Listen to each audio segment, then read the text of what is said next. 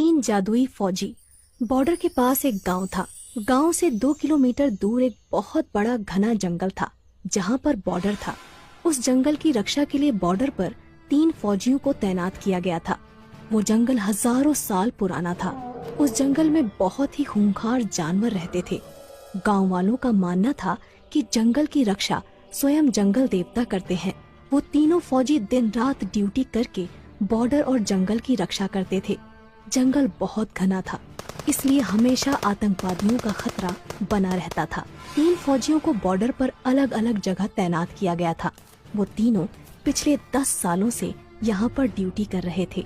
तीनों फौजियों की देशभक्ति और जंगल की रक्षा देखकर वन देवता बहुत प्रसन्न हो जाते हैं और एक दिन वन देवता अपनी वन देवी से कहते हैं, देवी, ये तीनों फौजी पिछले 10 सालों से हमारे जंगल की रक्षा कर रहे हैं। मैं इनकी कर्तव्य निष्ठा देखकर बहुत प्रसन्न हूँ और उन्हें कुछ वरदान देना चाहता हूँ।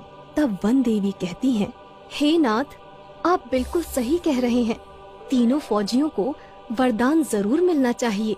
वन देवता कहते हैं, तो फिर ठीक है देवी, मैं आज ही उन तीनों फौजियों से उनकी इच्छा पूछता हूँ और उन्हें इच्छा अनुसार वरदान देता हूँ।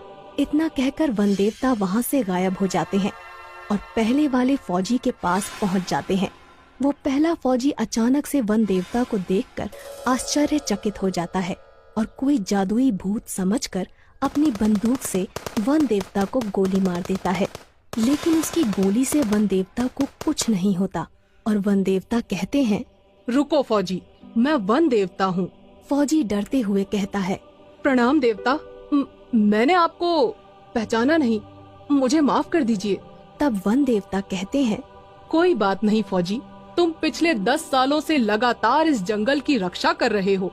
मैं तुम्हारी कर्तव्य निष्ठा से बहुत प्रसन्न हूँ और तुम्हें एक वरदान देना चाहता हूँ। इतना सुनकर वो फौजी बहुत प्रसन्न होता है, लेकिन फिर वो सोच में पड़ जाता है कि वन देवता से क्या वरदान मांगूं। मुझे सोना चांदी मांगना चाहिए, लेकिन भला मैं सोना चांदी का करूँगा क्या? वैसे भी मेरी उम्र रिटायरमेंट होने को है। तब वन देवता कहते हैं, क्या सोच रहे हो फौजी? तुम जो भी वरदान मांगोगे मैं तुम्हारी इच्छा अवश्य पूरी करूँगा।